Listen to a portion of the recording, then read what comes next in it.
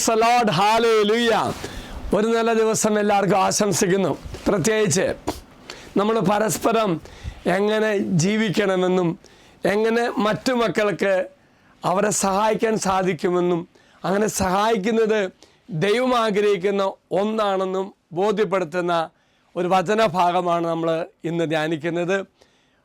തെസ്സലോനിക്കർക്ക് എഴുതിയ 1-ാം ലേഖനം 5-ാം അധ്യായം 11-ാം വാക്യം.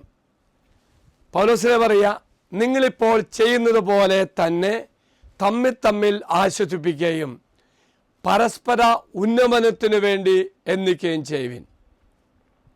ഇവിടെ അർത്ഥമാക്കുന്നത് പരസ്പരം പിന്തുണയ്ക്കണം, മറ്റു മക്കളുടെ വളർച്ചയ്ക്ക് വേണ്ടി ഉയർച്ചയ്ക്ക് വേണ്ടി ജീവിക്കുകയും ചെയ്യണം.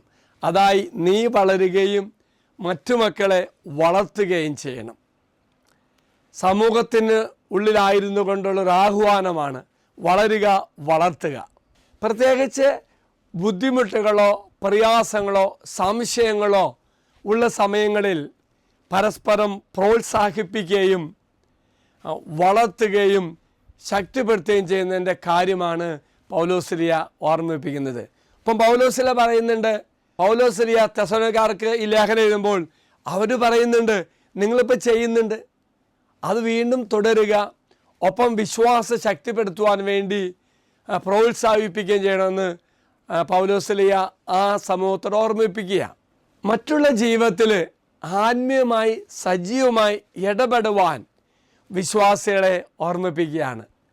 പ്രായോഗിക ജീവിതത്തിൽ സഹായം ചെയ്യണം, കൂടെയാകണം, പരസ്പരം പിന്തുണ കൊടുക്കണം.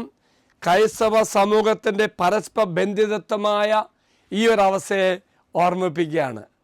ഒറ്റപ്പെട്ട വ്യക്തികളായി മാറുവാൻ ഉദ്ദേശിച്ച് ജീവിക്കരുത്, മറിച്ച് പരസ്പരം പിന്തുണച്ചും ശക്തിപ്പെടുത്തിയും കൂട്ടായ്മയിൽ ചേർന്ന് നിന്നുകൊണ്ട് ജീവിക്കുവാനും മുന്നേറുവാനും നമ്മെ പൗലോസ്ലിയ ഓർമ്മിപ്പിക്കുക.